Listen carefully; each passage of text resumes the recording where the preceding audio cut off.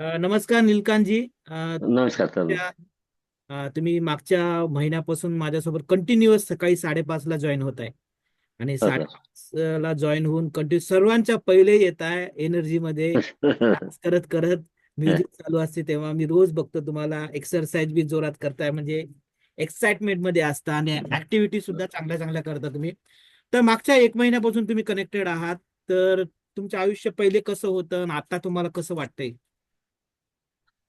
पहिलं तेवढं ताजंतवानं नव्हतं वाटत सर. म्हणजे बाकीच्या चिंता वगैरे येत होत्या, भविष्याच्या वगैरे घडलेल्या. परंतु आता जे आहे ते जुनं सोडून नवीन कसं जगाचं जग, आपल्या अचेतन मताला कसं जागा करायचं, अचेतन हे शिकणं झालं. आणि आपले कार्यालयीन काम वगैरे वेळेवर होत आहेत सर आता. पहिलेही होत होते, परंतु थोडा दीर्घाई करत होता. आता नाही, दीर्घाई नाही करता येत. चांगल्या पद्धतीने सवयी कामं होत आहेत. विचारांवर कसा फरक पडला, सवयींवर कसा फरक पडला? सवयीवर फरक पडला ना सर.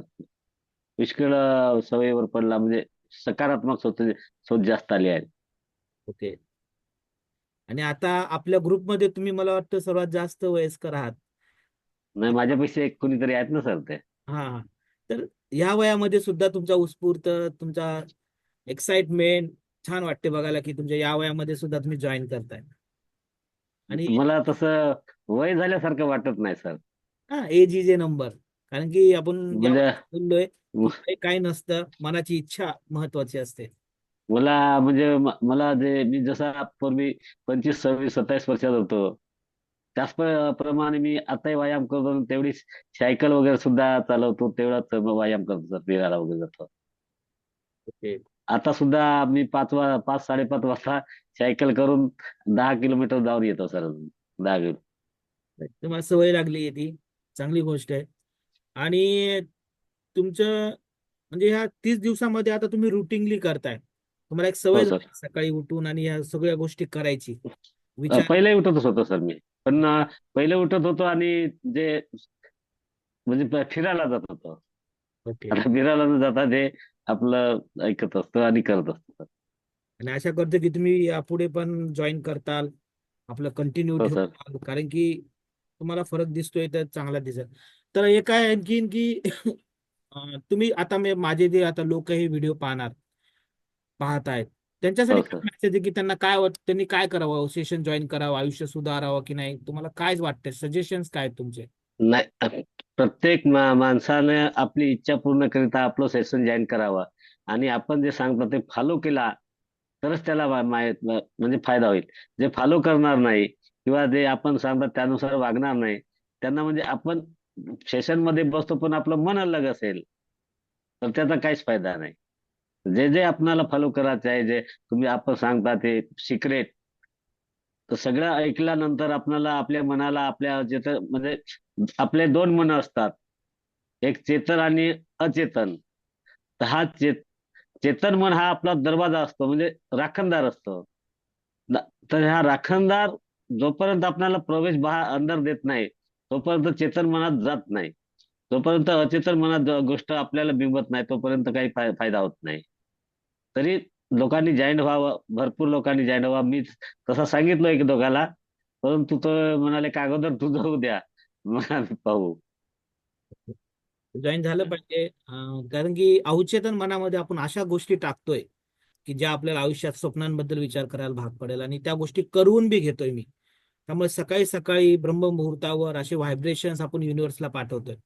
आणि तुम्हाला अनुभव आलेला आहे, आपण मेडिटेशन घेतो, हो. ग्रॅटिट्यूड घेतो, कधी एक्सरसाइज घेतो, प्राणायाम घेतो, गोल रायटिंग करतो, व्हिज्युअलायझेशन करतो, हेल्थचे मेडिटेशन, करिअरचे मेडिटेशन, पैशांच्या बद्दल इमोशन्स हे करतो. बऱ्याचशा गोष्टी आपण मिक्सअप, सगळ्याच गोष्टी आपण याच्यामध्ये कव्हर करतो. होपनोपनो मेडिटेशन, असे बऱ्याचशा गोष्टी आहेत. निगेटिव्ह इमोशन्स कसे काढायचे, तर ह्या गोष्टी, ह्या मिक्सअप मी डिझाईन केलेला आहे सेशन फक्त आणि फक्त आपल्या मराठी बांधवांसाठी. आणि मला वाटते की मराठी बांधवांनी याचा हा, पूर्ण फायदा घ्यावा. मराठीमध्ये हा एकच कोर्स आहे. परंतु मराठी बांधवांनी म्हणजे जसं आता आम्हाला जास्त, मला काही जास्त इंग्लिशही येत नाही. आणि आपल्या लोकांना जे आम्ही मराठी आहोत, आणि गडचिरोली जिल्हा इथला मागास आहे, आदिवासी जिल्हा आहे. त्यामुळे जास्त हिंदीवरही सुद्धा प्रभाव पडत नाही. नाही पडत. आमचं शिक्षण आहे मराठीत मधूनच झालेलं आहे. आमचं जे आपलीची भाषा आहे, जे इंग्लिश असतो ते तात्पुरतं थोडंशी असतो. म्हणजे आपलीची इंग्लिश असतो तेच येतो आम्हाला. बाकीची मग बोलता वगैरे येत नाही. त्याच्यामुळे हा मराठीतला कोर्स म्हणजे माझ्या मनाला बहुत भावला आणि मला जीवन सुखकर होईल असं वाटते सर. परंतु एक गोष्ट मी सांगितलं होतं मागे आपणाला, कोणती? ते घरची गोष्ट सांगितलं होतं ती. ओके, ते आपण डिस्कस करू. ठीक आहे. ठीक आहे, त्या गोष्टी होतील बरोबर आयुष्यामध्ये, नाही का? दुःख येतात प्रत्येकाच्या, पण कारण की ते 1-to-1 मध्ये ह्या गोष्टी आपण डिस्कस करतो. ओके.